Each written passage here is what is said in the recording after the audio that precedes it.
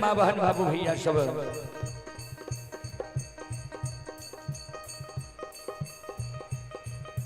ज्योति बाबा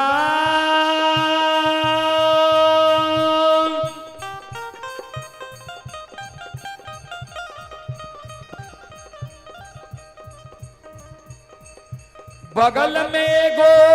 गाय के गैबार रहे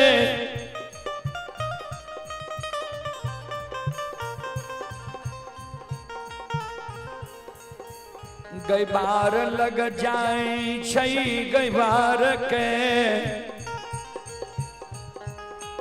पूछे गैबार बाबू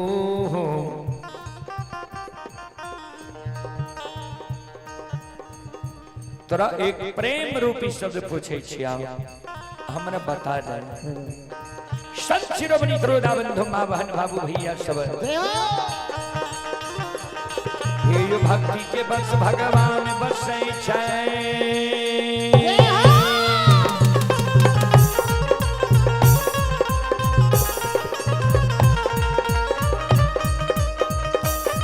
ये भक्ति के बस भगवान बसे छै सब मालिक के भक्ति करे छै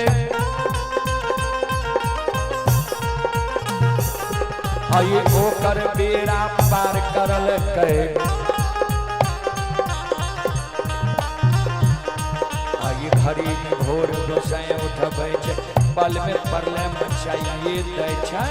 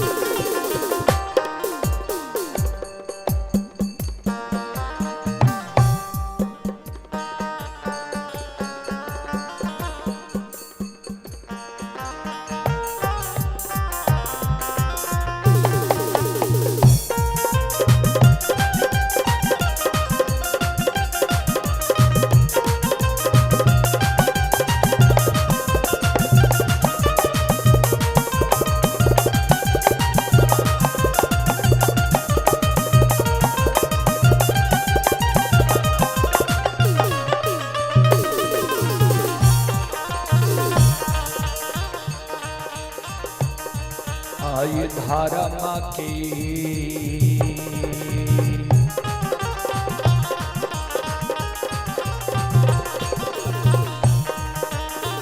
ये यो बाबा धर्म के लीला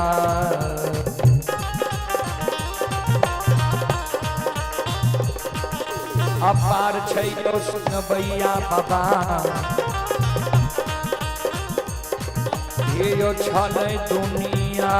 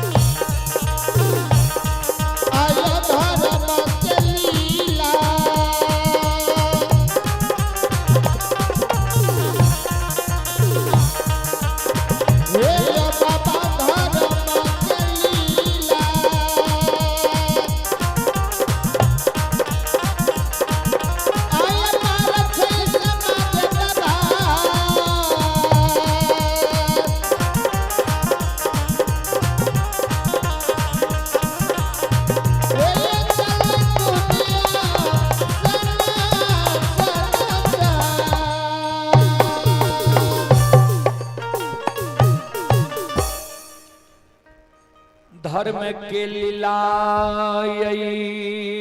दुनिया में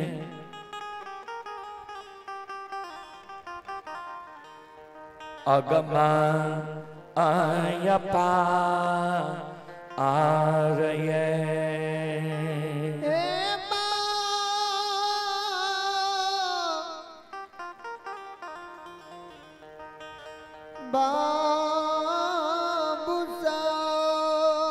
आइए पुरस्कार की ओर आप ही यज्ञकर्ता मनीष कुमार यादव के सुपुत्र सत्यम कुमार की ओर से श्रद्धा के साथ बड़े उदार दिल से शानदार 101 रुपए की पुरस्कार आए हैं।